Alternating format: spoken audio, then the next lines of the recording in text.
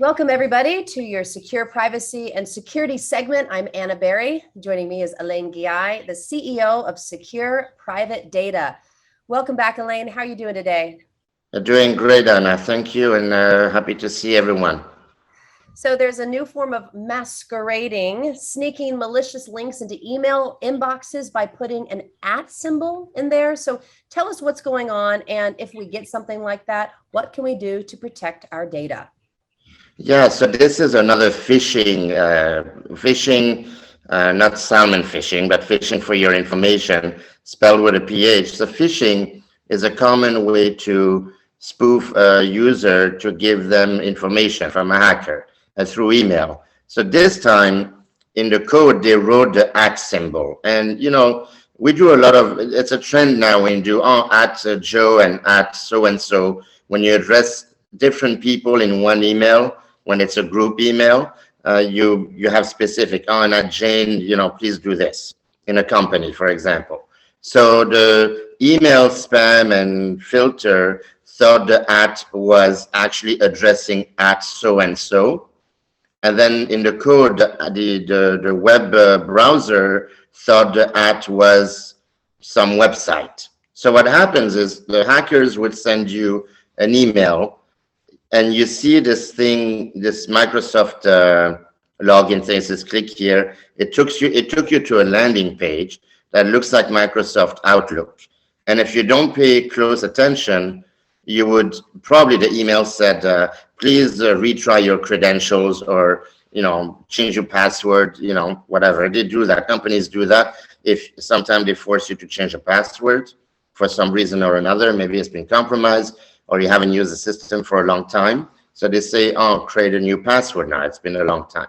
So then you put your credential into Microsoft, right? In this case, it was Microsoft Outlook. I don't know the content of the email, but basically it forced people to go to a landing page. It took you there, and then you put your credentials, and that's how they grab your credentials to your Microsoft. And the problem is not like just email.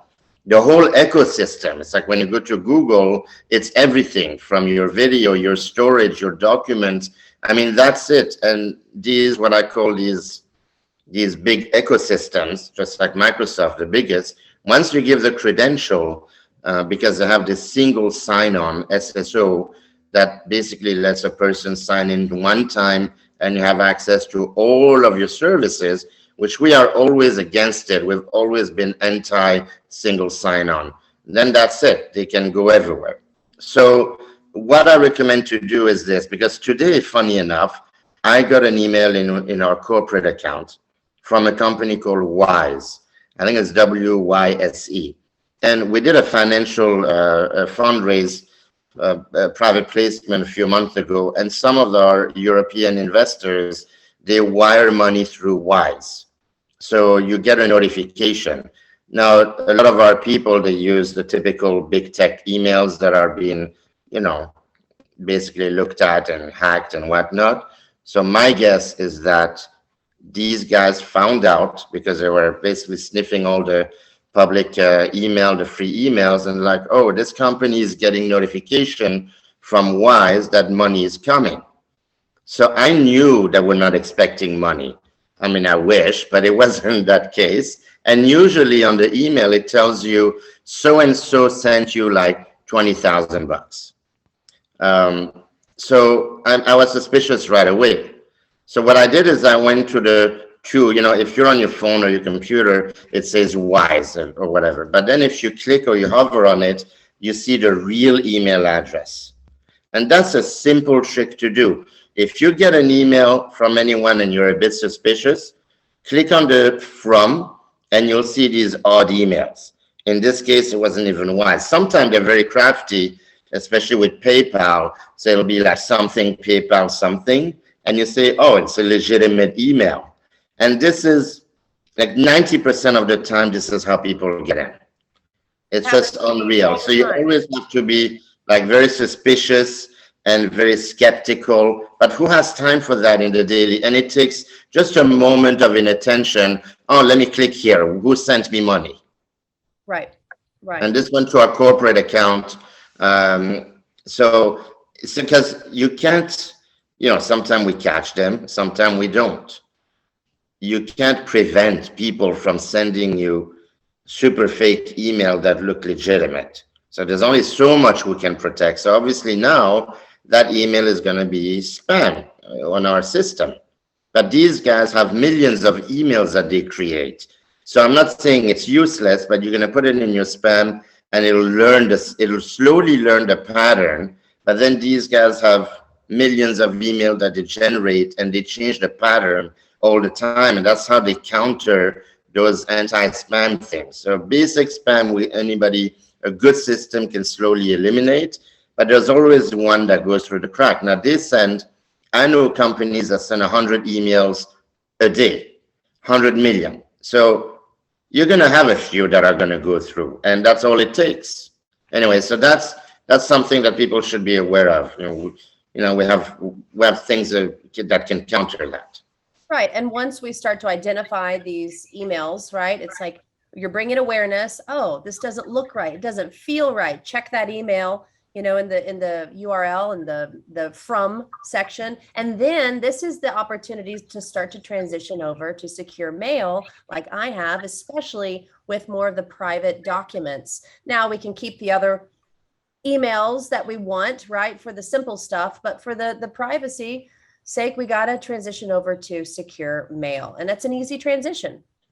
It's very easy. If you go to secure mail, if you go to secure.com, you can buy the package with a messenger or the mail only. We now have mail only, even for businesses. When you sign up and then you go to your webmail, there's instructions there. You want to migrate from Gmail, it tells you what to do. From Yahoo, it'll tell you what to do. It's very easy. We also have the secure send feature on webmail, and sometime in June we'll have the application, so you won't have to configure a thing. You download the app and you'll be able to use the secure send feature. But right now it's on webmail. When you use secure send, it basically guarantees that the communication only stays in our server. So if you have a document as a business that you want to send to somebody else and you don't want the ISP to look at it, or anything in between, you use secure send. The recipient can take a look at it, clicking on the link and all that. I mean, there's a bunch of things you can do, and they can also secure reply. So even if they don't have the secure mail, the sender, obviously they get all the protection and the privacy, but not the recipient as well when they reply back. So that's very unique. And I would encourage that if you email outside of your organization as a business, use secure send. That's a must. Because I'm very, very careful, I would still check to see. But so far we've been lucky. Nobody has been able to do much, especially with the secure send. Because we can prevent many things, but there's nothing in the world that can prevent somebody sending you an email. You see? And that's the problem. I mean, that's the trick. That's why there's only so much machines can do. We have to also use our proactive thinking. But secure send is a great feature for businesses or private. Maybe you're going to refinance your mortgage. You can talk to your mortgage person. You're going to send them your tax returns or bank statement. That's when you use secure send. I use a really realistic example. Mortgage broker, real estate, real estate interest rates are going up. There'll be probably a lot of activity in real estate, a refinance at least. And this is massive financial information, tax return, your social security number. I mean, this is like your entire financial life. You're just emailing out to people. I know, I caught myself the other day. Yeah. But it's a simple transition, and that's the thing for our viewers. I'm in the process of buying a house, and I'm using Secure Send to send all of that over to my loan officer, and I feel so much better knowing that. And I'm telling you, last year, I wouldn't have known that. I would have just sent them over my good old Yahoo, Gmail, whatever. So valuable information. If I may, Anna, tell your loan officer to use secure reply. Because here's what happens. You're going to send it, you're safe. But then the loan officer is going to use their usual Office 365, Outlook, or Gmail to reply back. And if there's any kind of attachment, the attachments are never encrypted. Even if an email has security, the attachments are not, just so you know, on Google and all that. That's something that people don't realize. So the attachment, the calendars, all of that, nothing. So unless you manually, like the system where you can encrypt or lock and have a code to open the attachment, nobody really uses that really. So the attachment is not. So whenever you send stuff to your loan officer, have him or her in the email, you say, please reply with secure reply, because they're going to send you back some other stuff too. Or even better, have them buy secure mail. We have it for businesses. It's like between $7 to $10 a month, whatever you use. So yeah, this is important. Now it's like there's financial chaos in the markets. Anybody will click at anything that says I'm sending you money, right? There's refinances. Real estate is moving. There's transitions. So there's a higher financial activity in communication. This is not a quiet period. This is a period of extreme up and down, as we've seen in the stock market, rates, real estate, and that the hackers know that. So anyway, so I can't stress enough. Obviously, take a look at Secure. If any of our viewer wants to know how Secure Send works, you simply go to secure.com. We have a support page, and then underneath it has video tutorial, and you can choose which one, say how to use Secure Send. Also, you can ask questions online. We have a support between 9 to 6 p.m. East Coast. We have our own employees for support. We don't outsource anything, not even the support. So bear in mind that there's business hours to respect. And I think, you'll have at least some better knowledge today than yesterday, hopefully.